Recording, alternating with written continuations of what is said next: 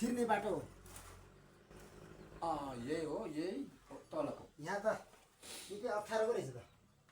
छिर्ने बाटो सम त्यतातिर बनाएको छ नि, यही बाटो ठ्याक्कै यसरी यसरी हिस्सामा बाहिर यहाँ पुरै हाल बनाउने, पुरै यो हल बनाउने हो। यो पुरै हाल यहाँ त पुरै यो काटी छोकेको छैन है फटाहरूमा। ठोकिया छैन, पुरै ल्याइसकेको छ, ठोकिया छैन। ल हेर्नुहोस् साथीहरू, म चाहिँ भित्र छु। यो चाहिँ पुरै काठ, यहाँ चाहिँ पुरै काठै काठ रहेछ। पुरै ढोका बनाउने जस्तो पनि छ यहाँ त बुवा होइन। ठुला पुरै फट्टाहरू त यो धुपी सल्लाहको हो कि के को यो? होइन, लेक सल्लाह। लेक सल्लाहको।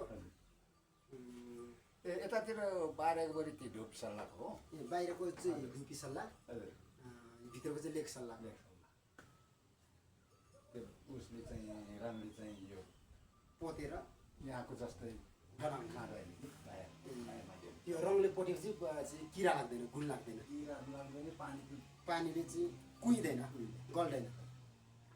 यो चाहिँ लेक सल्लाहलाई चाहिँ यहाँ छिट्टै छोप्छ यो रङले, यो ढुप सल्लाहलाई चाहिँ छोड्दैन।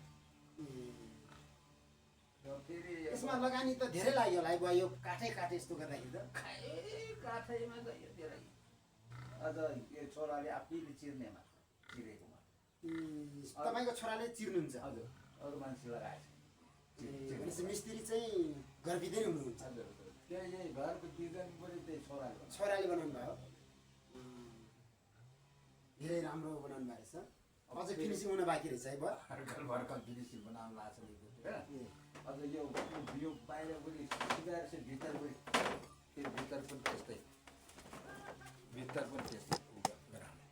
पुरै हेर्नुहुन्छ यी काठै काठ यस्तो छ यहाँ, पुरै काठ छ हेर्नुहोस् न यहाँ यस्तरी पुरै काठ, पुरै काठै काठको चाहिँ बबाल घर बन्दैछ है। लाइक कमेन्ट सेयर गरिदिनु होला। अब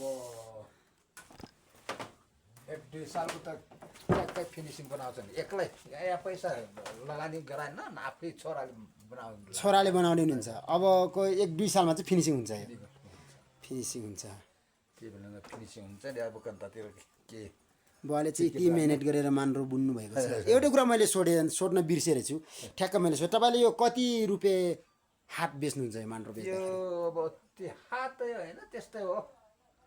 यो हाटकोले चाहिँ 4000 पर्छ, कति पर्छ है? 6 हातलाई 4000 बार छ त्यहाँ थाहा छ, 24 56 ऊ पर्छ होला, 4000 पर्छ छातेलाई। ए ल, बाबालाई धेरै धेरै धन्यवाद तपाईँलाई।